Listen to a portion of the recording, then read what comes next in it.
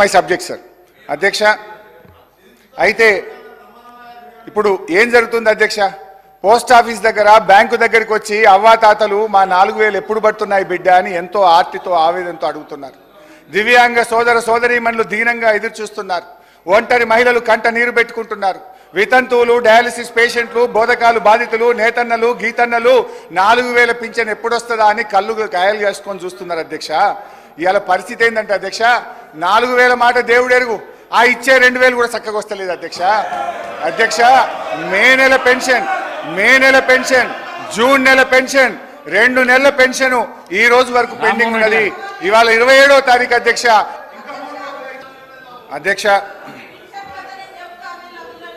అధ్యక్ష మేమనేది ఒకటే అధ్యక్ష, ఇప్పటికైనా 4000 పెన్షన్ ఇవ్వండి, పెండింగ్లో ఉన్న 2 నెలల పెన్షన్లు కూడా 2,000 వెంటనే రిలీజ్ చేసి వారికి ఆదుకోవాలని చెప్పి మీ ద్వారా విజ్ఞప్తి చేస్తున్నా అధ్యక్ష. అధ్యక్ష, వీళ్ళు ఎంతసేపు మాయి చెప్పే ప్రయత్నం చేస్తున్నారు. మేము సరిగా చేయలేదు కనుకనే మమ్మల్ని ప్రతిపక్షంలో కూర్చోబెట్టారు. రేపు మీరు కూడా ఈడికి వస్తారా? మరి రాండి, మీరు అదే తప్పు చేస్తే మీరు ఈడికి వస్తారు, మేము ఆడికి వస్తాం. అధ్యక్ష, సరే సీతక్క గారితో నా మనవి, అక్క రివ్యూ చేసుకోండి. మే జూన్ నెలల పెన్షన్ రాలేదు, ఇప్పుడు జూలై నెల 27వ తారీఖు, 3 రోజులు అయితే ఆగస్టు వస్తుంది, 3 నెలల పెన్షన్ పెండింగ్ అవుతుంది. నేను ఊర్లలోకి పోయి డైరెక్ట్గా పెన్షనర్లతో మాట్లాడి చెప్తున్నా. ఇవాళ ఉదయం అసెంబ్లీలో మాట్లాడితే కనుక నా కాన్స్టిట్యున్సీకి ఫోన్ చేసి పెన్షనర్ని అడిగి తెలుసుకొని 1కి 2 సార్లు క్రాస్ చెక్ చేసుకొని మాట్లాడతా. నేను అట్లా తొందరపడి మాట్లాడాను. 2 months పెండింగ్ ఉంది, 3rd month కాబోతుంది. సరే అయితే సార్, ఇప్పుడు బడ్జెట్ ప్రసంగంలో బట్టి గారు అన్నట్టు చేతగానమ్మకు మాటలు ఎక్కువ అనే మాట ఇది మాకు కాదు, ఆప్ట్గా కాంగ్రెస్ పార్టీకి మీకే వర్తిస్తుంది. అధ్యక్ష, మొత్తం మీద వీళ్ళ స్ట్రాటజీ ఏమిటంటే ఎన్నికలప్పుడు బజాయించు హామీల డంక అమలు చేయకుండా ఉండేందుకు వెతకాలే ఏదో ఒక వంక. ఇది వీళ్ళ స్ట్రాటజీ అధ్యక్ష. ఇకపోతే మేనిఫెస్టోలో మొదటి పేజీ చాప్టర్ 1 మొదటి లైన్లో వీళ్ళు చెప్పింది ఏంటంటే పూర్తి స్థాయి ప్రజాస్వామిక పరిపాలన అందిస్తామన్నారు. అంటే ప్రజలకు భావ ప్రకటన స్వేచ్ఛకు, నిరసన తెలియజేసే హక్కుకు హామీ పడతామని కదా అధ్యక్ష. కానీ వాస్తవంలో ఏం జరుగుతుంది అధ్యక్ష? City central library, Rahul Gandhi గారు సిటీ సెంట్రల్ లైబ్రరీకి పోయి ఎన్నికల ముందు మెట్ల మీద కూర్చొని మీకు 2 లక్షల ఉద్యోగాలు ఇస్తామని, మీకు జాబ్ క్యాలెండర్ ఇస్తామని స్వయంగా ఆయన హామీ ఇస్తే జరిగింది ఏంది అధ్యక్ష? ఇవాళ మొన్న సిటీ సెంట్రల్ లైబ్రరీలో పరీక్షల కోసం విద్యార్థులు చదువుకుంటే అక్రమంగా పోలీసులు చొరబడి గేట్లకు తాళాలేసి విద్యార్థులను నిర్బంధించి లాఠీలతో వీరంగం చేసి చిట్ల కొట్టారు అధ్యక్ష. హరీష్ రావు గారు, మీ సభ్యుల దగ్గర ఉన్న ప్లే కార్డ్స్ బయటికి పంపిస్తేనే సభ నడిపిస్తా, లేకుంటే నడిపియా.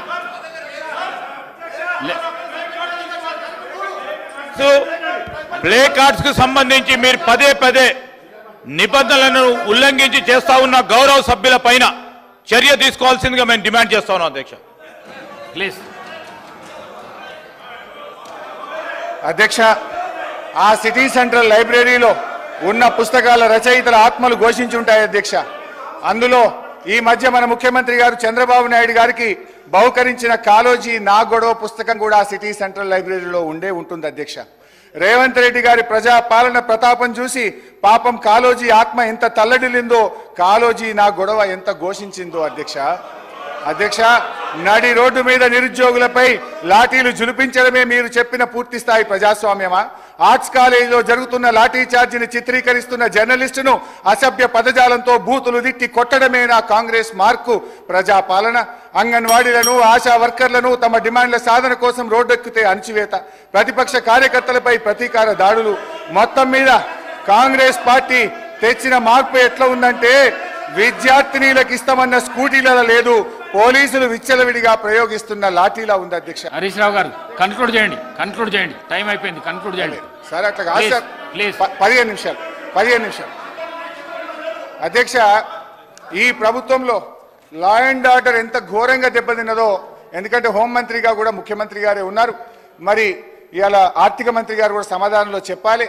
ఈ ప్రభుత్వం వచ్చిన 8 నెలల కాలంలో లా అండ్ ఆర్డర్ బాగా దెబ్బతిన్నది అధ్యక్ష. మర్డర్లు, ఈ ప్రభుత్వం వచ్చిన తర్వాత మన ఈ 8 నెలల కాలంలో 500 మర్డర్లు జరిగినాయి అధ్యక్ష. Dacoities 60, robberies 400, theft cases 10,000, rape cases 1800 rape కేసులు అయినాయి అధ్యక్ష. పోయిన జూన్ నెలలో ఒక్కటే జూన్ నెలలో ఒక హైదరాబాద్ నగరంలో 28 లేదని చెప్తున్నారు కదా. వీళ్ళ ప్రభుత్వ హయాంలోనే జూలై నెలలో ఇవ్వాల్సినటువంటి పెన్షన్ 2020 జూలైలో ఇవ్వాల్సినటువంటి పెన్షన్ ఇవ్వకుండా ఆగస్టు నెలలో ఇచ్చిర్రు.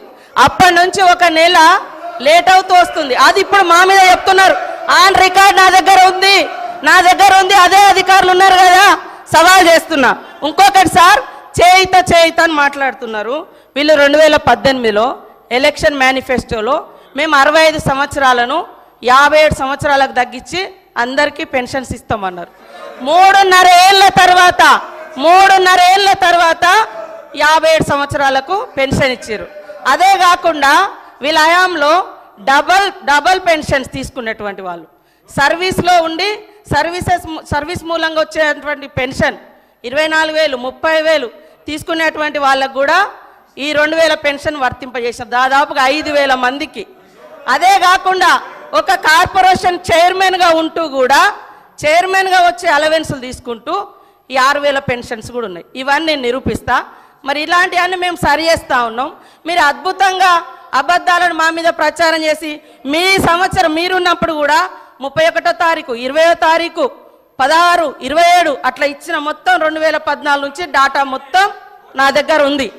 మీరు చెప్పటే కరెక్ట్ అని చెప్పి మిగతా వాళ్ళంతా తప్పు, మేము తప్ప ఇక ఈ దేశాన్ని పరిపాలించటం లేరు, అందరు తప్పులే అనేటువంటి విధంగా మాట్లాడడం సరైనది కాదు.